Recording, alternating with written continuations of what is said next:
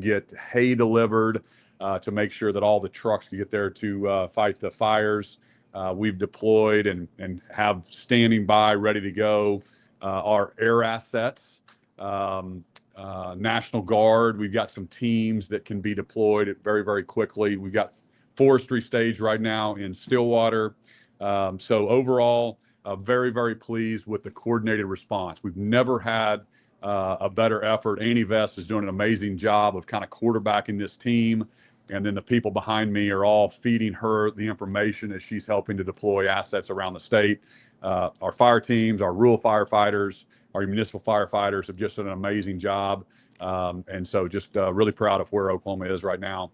And let me turn it over to the best public safety secretary in the entire country, my friend Tricia Everest, to give you a few words. Thanks, Governor. So as the governor stated, and the shortest. There we go. As the governor stated, agency coordination so far has been absolutely outstanding. Every partner has played a key role in making real progress on the wildfire readiness. Today, I also wanted to announce that we'll be releasing the Wildland Task Force report, and Governor Stitt was brilliant.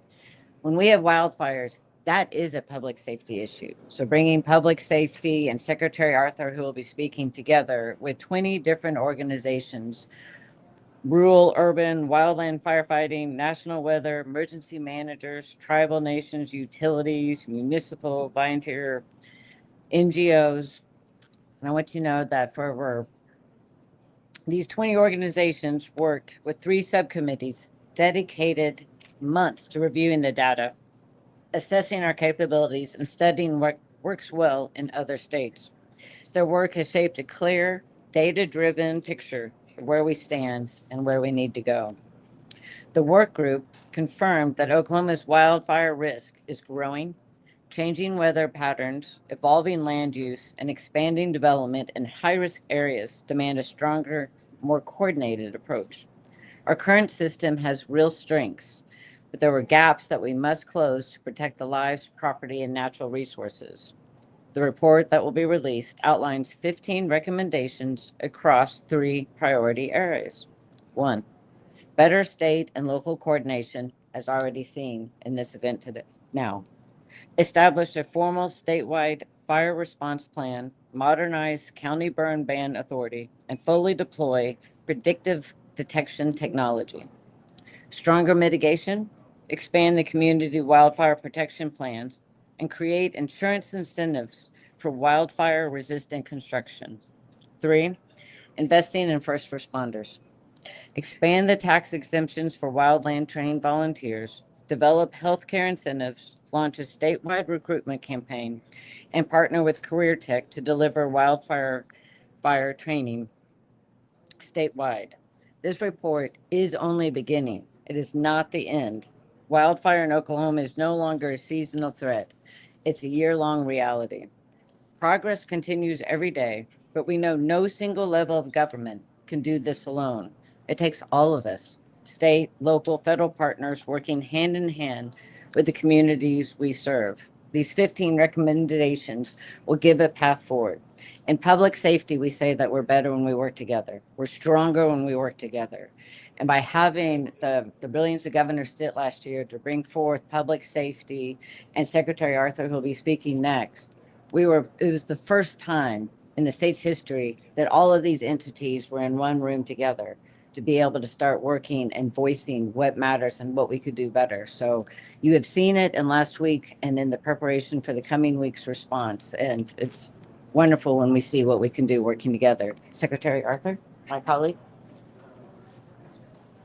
Well, good morning. Thank you, Secretary Everest. I want to share with you all a little bit about what we feel like went well last week and then how we're preparing for this week and future weeks here in Oklahoma. I would certainly like to echo the comments of both Governor and Secretary Everest that I think there's no doubt we've got the most collaboration and coordination going on here at the state level with all of the agencies that are a part of wildland fire response, but also down to the local and county level as well. And I think that's what folks want, is people working together to provide the very best response we can. I think certainly last week, where we saw that we had the highest threat in kind of the swath from Weatherford up to Boise City. So that allowed the team here, emergency management, working with our forestry team to pre-position. And as you all are well aware, we had several significant fires, but certainly a significant fire there in Beaver County. So by working together, using that data, and then pre-positioning teams, we're able to provide that rapid response. We always want to talk a lot about our volunteer fire departments, our rural fire departments, because those are the folks that show up there first. And then we're doing our best to come in and assist them as well. So it is certainly a collaborative effort. We think we did that well last week. Even with the significant fires, we had people ready and able to respond. I think the other important piece is that we've got 5 fire management assistant grants that have been put in place, and those are FMAGs that then allow the state and other resources to look for reimbursement to those fire expense. Again, there has to be that collaboration from all those levels in order to have those. I will tell you, I had the chance to travel out to Woodward, Beaver County last week. Certainly a tremendous impact on the producers, certainly from the ag level, the producers that were there. But I think what I got to saw firsthand, even though we've got this coordination happening here at Oklahoma City from all of our talented team members, that really translates well to the local level. You see that response happening with our forestry team, with volunteer fire departments, rural fire departments, and responding as needed. Now let's talk about what are we going to do to be as ready as we can for these challenging fire conditions. As the governor mentioned, really challenging day to day. We'll continue to have challenging days. There's a lot of fuel out there on the ground. We had great rain last spring and summer, but that means there's a lot of fuel out there on the ground. So first of all, very thankful for the National Guard and the expertise that they have to be part of this response. And we appreciate the opportunity to work collaboratively with them, but also with the National Weather Service. That's something that Oklahomans are very, very fortunate to have here in the state. And when we think about weather events, we rely on the National Weather Service, but they certainly are an integral part of the decisions that are made by the team here at Emergency Management when we talk about pre-positioning and where those challenging spots are going to be. So we appreciate them. We will also just continue to enhance this collaboration and partnership that we've got from the Department of Ag, Food and Forestry side with DPS, Emergency Management, and the National Guard. We want to have a coordinated response at all levels, and that's what we're going to work on making happen. Also, our incident management team with our forestry staff will be here in Oklahoma City working in collaboration with Director Vest and her team. And then finally want to mention ongoing meeting that's getting finished up, but some of you all are familiar with the Emergency Drought Commission. And those dollars from the Emergency Drought Commission historically have gone out to help specifically ag producers be prepared for drought situations. So $16 million that will be going out all across all 77 counties for our farmers and ranchers to drought proof their operations as much as possible. And I think that's what we're trying to do from Oklahoma, is be as proactive as we can. And so those drought dollars can be responsive, or they can proactively help those producers. As we know, we certainly need a lot of rain here in Oklahoma. So Drought Commission dollars are going out the door. And then just to finally finish up, want to touch on, we appreciate the media's coverage because of our fires this year. 95% of these fires have been human causes. So we want Oklahomans to do a good job, to be aware, and that's why we appreciate the media sharing that message out there about the weather conditions and the challenges that we have. So just appreciate all the collaborative efforts across the state of Oklahoma, and we'll turn it over to the Director of Emergency Management, Director Annie Vest. Thank you. Thank you all, and welcome to the State EOC. Many of you were here just a few weeks ago for the winter storm, and so we're sure glad to have you here for today's fire event.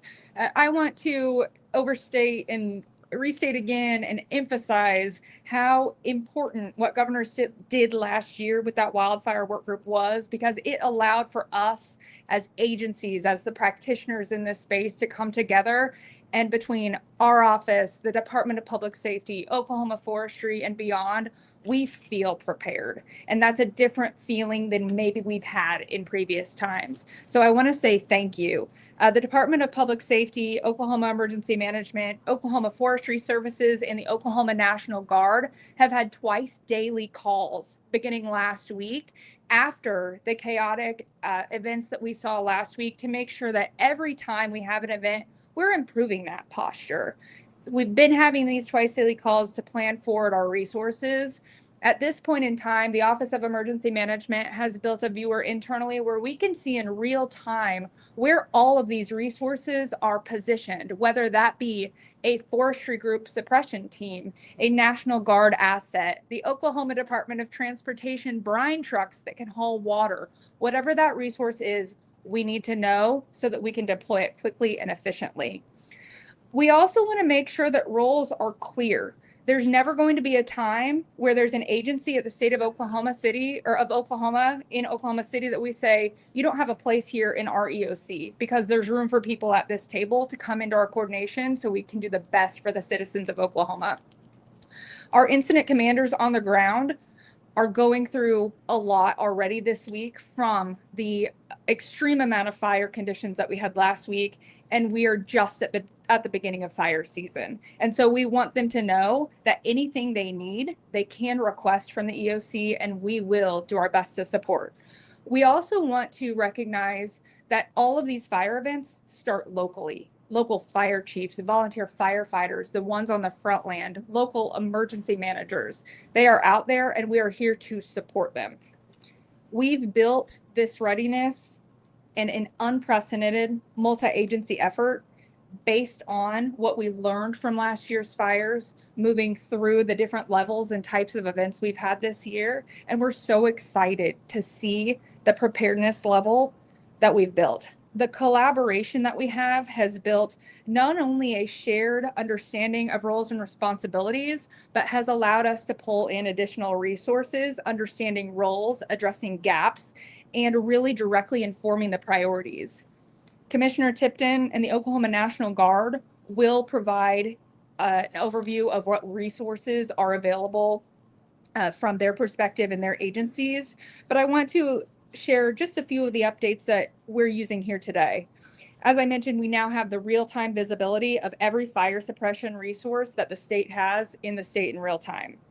We have the ability to track and map that availability daily, including engines, dozers, air assets, suppression groups, the Guard resources, whatever that resource may be.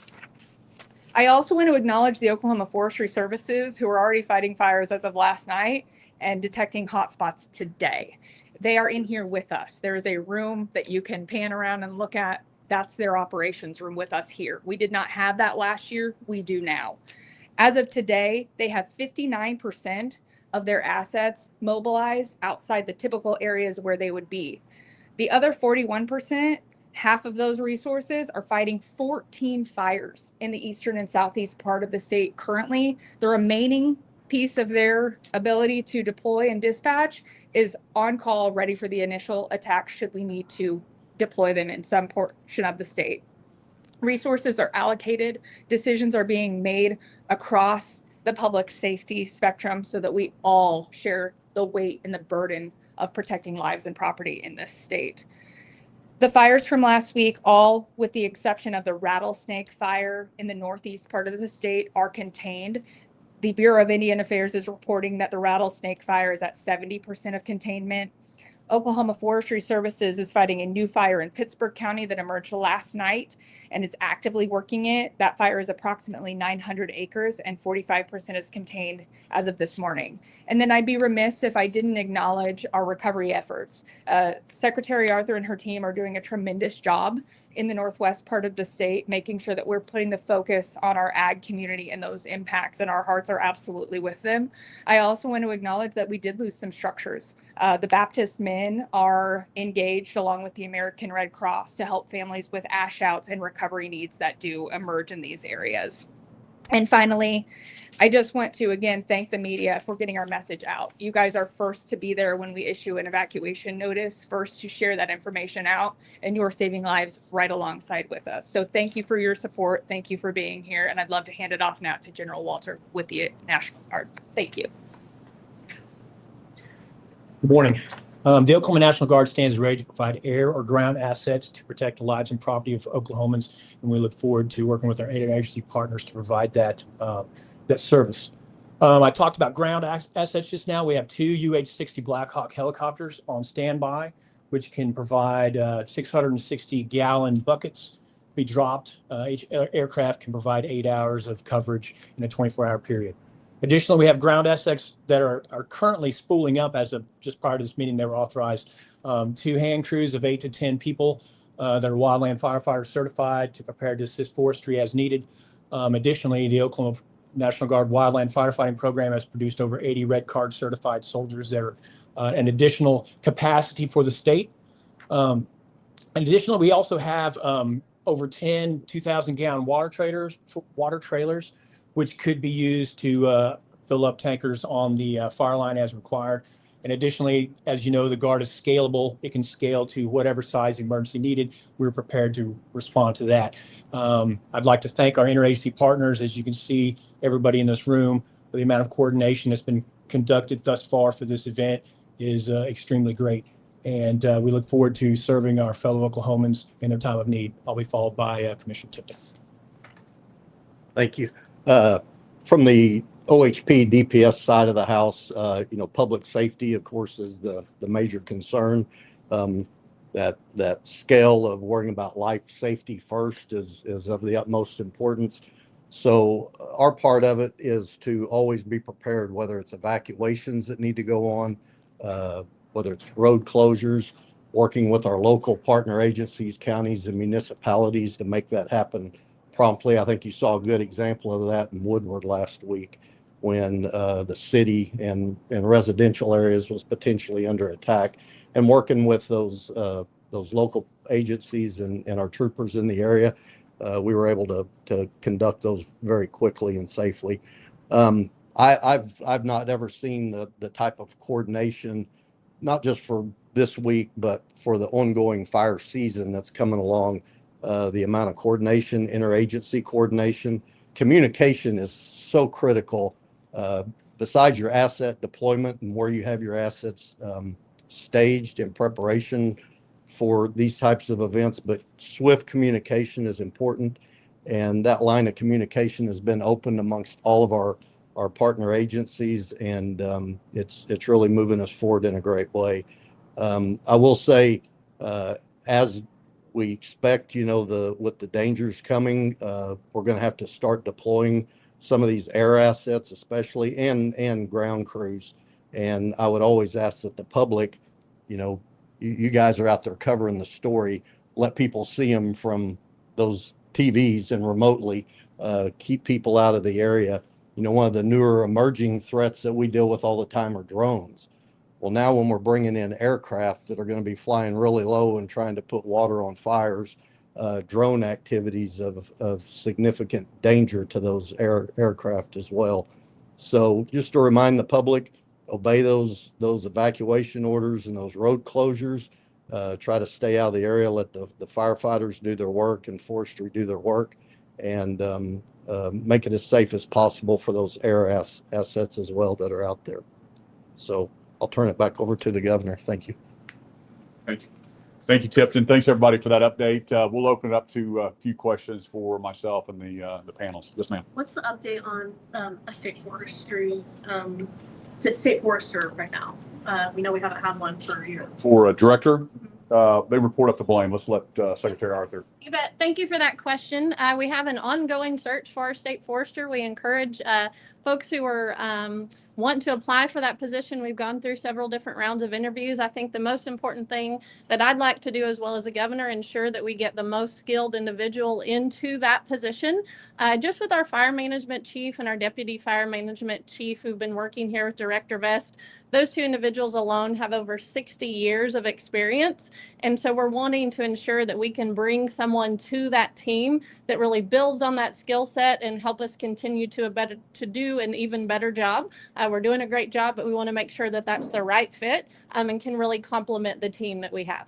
Why have we gone a year without one? I'm sorry? Why have we gone a year without one? at this Well, point? I'd be glad to address that. We want to ensure that it's the right person. So it's open for folks to apply. We've done a nationwide search for that. We had a wonderful candidate that his wife said that they didn't want to move from somewhere else, and I respect that. Moving family and kids gets pretty challenging sometimes, and so that's why we just continued to do a great search. I have all the confidence in the world in the team that we do have, but I also want to bring someone that can be a resource for them. I don't think it's beneficial for our two team members to bring somebody that doesn't have as much experience as they do to the table, so we want to make sure complements the team that we have and also does the very best job for the state of Oklahoma. I'd argue maybe we don't need one. They've done a great job this whole year, and we've saved the taxpayer whatever the person's salary was. Yes, ma'am. What are your comments on deploying out-of-state resources? There was a press release over the weekend from the Arkansas Department of Agriculture saying that they were deploying 6 people for 2 weeks. And now Arkansas is saying that they're not coming. And there are concerns that maybe some out-of-state resources are being denied. Are they? You're saying, have we denied Arkansas coming over here? Yeah. Is that what you're asking? Correct. Not to my knowledge. You have an answer to that? Sure. Yeah, absolutely. Addressing the resources initially, before we had the conversations with the Guard, we were exploring bringing in out-of-state resources. Forestry has done a great job pre-staging some mutual aid agreements with no cost from the state of Washington and other areas. And then the National Guard is filling in some of the other gaps. So currently there's not a need to bring in beyond. I think once we've activated the Guard, that took away the need for the Arkansas team to step in. I can take one more question. What are you guys doing to increase the number of volunteer firefighters? It's an issue nationwide that there's been a decline. So what steps are you guys doing? So rural volunteer fire departments are. Sure, you bet. So question regarding rural firefighters, it is a big challenge, but I would also say to everybody in the room, think about who volunteers to work at the concession stand at your high school or volunteers to be a PTA mom. It's not just volunteer firefighters. I think that's maybe kind of a generational challenge that we're having. To specifically address that, I will tell you our forestry team, that's something that really got brought to light with the task force that Secretary Everest and I were a part of. So we're getting out into the schools, we're getting to the colleges, just having folks who do that on a regular basis. Certainly our forestry team can help communicate that message to those students as well. Just number one, trying to create awareness of that opportunity is where we're starting. But I think just as a general public, volunteering for anything is really, really important. So we're going to continue to work on that. But if anybody has suggestions on how we can do a better job, we'd love to have those and we'll go to work on it. Great. Thank you, everyone. We can have it. You want more? Yeah. I was going to ask more about the drought grant that we have. I wanted to learn about where that money would go and what tangible outcomes. Yeah. You might touch on, we've done it once before. Yes, sir. A couple times. Yep. Thanks to the governor's leadership, funding from the legislature. So the Emergency Drought Commission has pushed dollars out when we've had drought conditions previously during the governor's administration. So these dollars will go to all 77 counties in the state of Oklahoma. That $16 million will be split evenly, which I believe is $210,000 to each county. For anyone who's interested in utilizing those dollars, a lot of them utilized, of course, by ag producers, but they can go to their local conservation district. Those are in all the counties. There's an application process for that they will start working through. We anticipate to see those dollars moving the middle of March. So that's everything from water taps to pond cleanouts. We've done cover crops historically. So it's being responsive to the challenges that our livestock producers have, especially all ag producers, but also trying to invest dollars to say, how can we be better prepared? We've got some great data. I'll be glad to get it to you. I don't want to reel it off the top of my head head, but we've had a tremendous increase in the water capacity that our ponds can hold from dollars that have been utilized previously. I can give you the number of cattle that we can now water that we couldn't historically, what that capacity is. So trying to be responsive, but also proactive moving forward as well. Thank you.